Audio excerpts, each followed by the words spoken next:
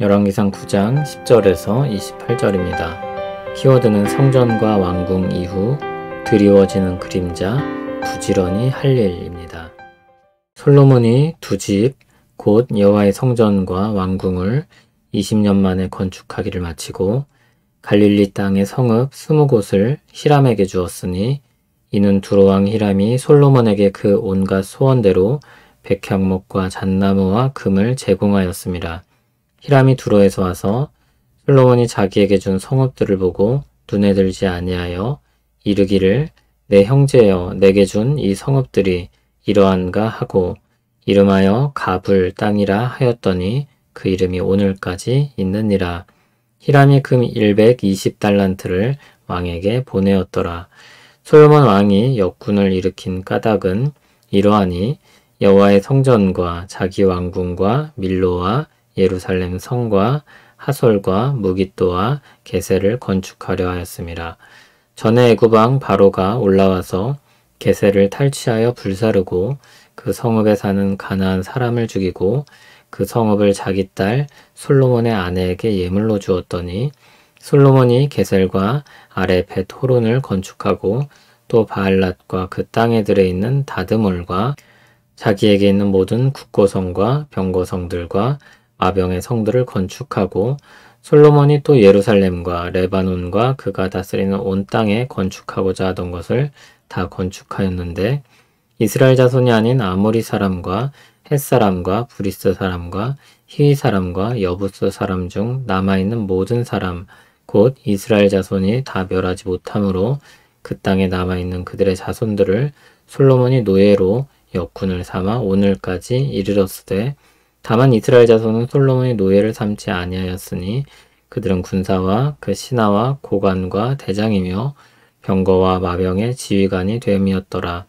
솔로몬에게 이를 감독하는 우두머리 550명이 있어 일하는 백성을 다스렸더라. 바로의 딸이 다윗성에서부터 올라와 솔로몬이 그를 위하여 건축한 궁에 이를 때에 솔로몬이 밀로를 건축하였더라. 솔로몬이 여호와를 위하여 쌓은 제단 위에 해마다 3번씩 번제와 감사의 제물을 드리고 또 여호와 앞에 있는 제단에 분향하니라. 이에 성전 짓는 일을 마치니라. 솔로몬 왕이 에돔 땅 홍해 물 가의 엘롯 근처 에시온 게벨에서 배들을 지은지라. 히람이 자기 종 곧 바다에 익숙한 사공들을 솔로몬의 종과 함께 그 배로 보내매 그들이 오빌에 이르러 거기서 금 420달란트를 얻고 솔로몬 왕에게로 가져왔더라. 아멘. 솔로몬이 두 집 성전과 왕궁을 다 지었습니다. 20년 공사하였습니다. 오늘 본문에서는 공사 이후의 이야기들이 나옵니다. 먼저 히람과 있었던 일이 나옵니다. 히람은 성전 공사에 적극적으로 동참했었습니다. 그런 히람에게 솔로몬은 공사를 마치고 나서 갈릴리 땅에 20성읍을 주었습니다. 그런데 히람이 와서 그 땅을 보고 만족스러워하지 않았습니다. 12절, 13절을 보면 그 땅들은 히람의 마음에 들지 않았고 내 형제여 내게 준 이 성읍들이 이러한가 하며 가불 땅이라고 불렀습니다. 쓸모없는 땅이라는 뜻입니다. 역대하 8장 2절을 보면 히람은 그 땅을 솔로몬에게 되돌려 주었습니다. 한편 14절을 보면 히람이 금 120달란트를 솔로몬에게 보냈다고 했습니다. 솔로몬이 히람과의 관계에서 지배적인 위치에 있다는 것을 볼 수 있습니다. 그리고 솔로몬은 히람에게 딱히 호의를 베풀지 않고 있다는 인상을 줍니다. 어쨌든지 솔로몬과 히람은 여전히 동맹관계를 유지하고 있습니다. 26절에서 28절을 보면 히람과 해운 사업을 벌인 일을 이야기하고 있습니다. 항구 도시 에시온게벨에서 배들을 건축하고 히람이 바다에 익숙한 사람들을 제공해서 많은 부를 축적하게 된 일입니다. 15절부터는 또 다른 건축 사업에 대해 이야기합니다.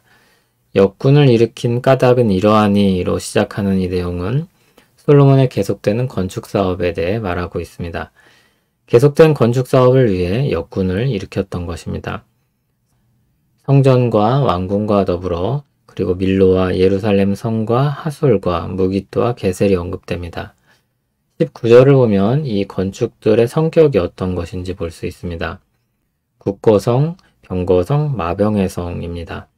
평화의 시대의 왕이었지만 상당히 많은 공을 들여 전쟁에 대비했습니다. 그런 억제력에 의해 평화가 유지된다고 말할 수도 있을 것입니다. 주요 성읍들을 요새화하고 방비한 것입니다. 20절에서 22절을 보면 역군은 이방인 중에서 뽑았습니다. 하나님께서 이스라엘 사람을 노예로 삼지 말라고 말씀하신 것을 따른 것입니다. 그러나 열왕기서의 언급들은 정말 온전히 이방인만을 노동에 참여하게 했는지는 미심적인 분위기를 풍깁니다. 이스라엘도 참여를 하긴 했지만 노예처럼 부리지는 않았다고 볼 수도 있습니다. 또는 직접 노예역에 참여하지 않았더라고 해도 다양한 일들로 불려가서 일을 했을 것입니다. 실상이 어떠했든지 이후 노역으로 인한 불만이 고조됐고 분열의 씨앗이 되었다는 것은 부인할 수 없습니다. 또한 20절 끝과 21절을 보면 정복전쟁 때 불순종하여 멸하지 않았던 이방 민족이 여전히 그들과 함께 살고 있었고 그들을 노예로 부렸다고 했습니다. 불순종했던 문제를 해결하는 것이 아니라 자기 필요에 따라 효율적으로 쓰고 있는 모습을 보여줍니다. 16절, 17절 그리고 24절을 보면 바로의 딸과 관련된 내용이 나옵니다. 앞에서 언급했던 지역 중 게셀은 바로가 결혼 예물로 솔로몬에게 주었던 성읍이었습니다. 바로의 딸과의 결혼은 동맹 관계를 위한 것이었습니다. 솔로몬은 바로의 딸을 위해 궁을 지었고 그곳에 거하도록 했습니다. 역대하 8장 11절을 보면 여호와의 궤로부터 이방인인 그를 분리시켰다고 했습니다. 이방인과 정략 결혼을 하면서 신앙적으로는 선을 지키려고 했던 것인데 이 혼재된 현실이 솔로몬의 나뉜 마음을 보여주는 것 같습니다. 25절을 보면 솔로몬은 하나님을 성실과 열심으로 섬겼다는 것을 보여줍니다. 드문드문 솔로몬의 치부가 보이지만 아직까지는 괜찮다는 인상을 주고 있습니다. 솔로몬의 건축 사업은 성전과 왕궁만 해도 20년입니다. 솔로몬의 통치 기간이 40년인데 거기서 반은 건축하는 데 쓰였습니다. 이후로도 성읍을 정비하고 요새를 구축하는 등의 사업이 계속되었습니다. 여기서 그에 대한 평가를 따로 내리지는 않습니다. 그러나 이후 열왕기의 역사는 솔로몬의 건축 사업에 대한 누적된 피로가 나라를 분열시키는 원인이 되었다고 이야기하고 있습니다. 그렇게 지혜롭고 백성을 돌아보던 왕이 어리석고 무리한 통치를 행하는 길로 가고 있습니다. 어쩌다가 그렇게 되었을까요? 다양한 이유를 댈 수 있을 것입니다. 그러나 근본적인 문제는 하나님과의 관계입니다. 솔로몬의 지혜는 하나님을 경외하는 데서 온 것입니다. 그런데 솔로몬이 하나님으로부터 점점 멀어지고 있고 그로 말미암아 점점 어두운 모습을 드러내고 있는 것입니다. 하나님을 경외하는 마음이 흐려질 때 자신을 높이고 자랑하고 자신의 업적을 드러내고 뽐내게 됩니다. 하나님을 경외하는 마음이 흐려질 때 자신의 지혜를 자랑하고 만족하게 됩니다.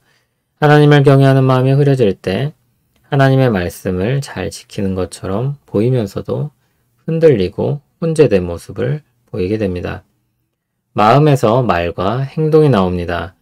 순종과 불순종의 뿌리는 더 깊은 곳에서 나오는 것입니다. 때로는 그것이 변질되고 있는 것을 눈치채지 못할 수도 있습니다. 지혜나 업적으로 볼 때 그 누구도 부럽지 않던 솔로몬도 점점 변질되어 갔습니다. 그 누구도 자랑은 금물입니다. 선줄로 생각하는 사람이 넘어지는 것입니다. 눈이 나빠지면 초점이 잘 안 맞습니다. 초점이 안 맞으면 흐릿하게 보입니다. 분별력이 떨어집니다. 그래도 가까이 가서 보면 볼 수 있습니다. 수고스러운 일입니다. 그러나 그 수고가 우리를 안전하게 할 것입니다. 부지런히 은혜의 수단을 사용할 때 우리 마음을 지킬 수 있습니다. 수고스러운 일입니다. 그런 일들은 흔히 즉각적인 결과가 없습니다. 매일 먹는 밥이 나를 하루하루 바꾸지 않고 매일 운동하는 일이 나를 급격하게 변화시키지 않습니다. 그러나 그 매일이 우리를 지키는 것입니다. 우리에게 은혜를 주시는 수단인 말씀과 기도를 부지런히 사용해야 할 것입니다. 하나님께 오늘도 나아갑니다. 주께서 주신 말씀을 살피고 우리를 돌아봅니다. 기도하며 지혜를 구합니다. 우리가 마땅히 경외할 하나님이시여 비천한 우리를 돌보시옵고 은혜 내려 주시옵소서. 예수님 이름으로 기도합니다. 아멘.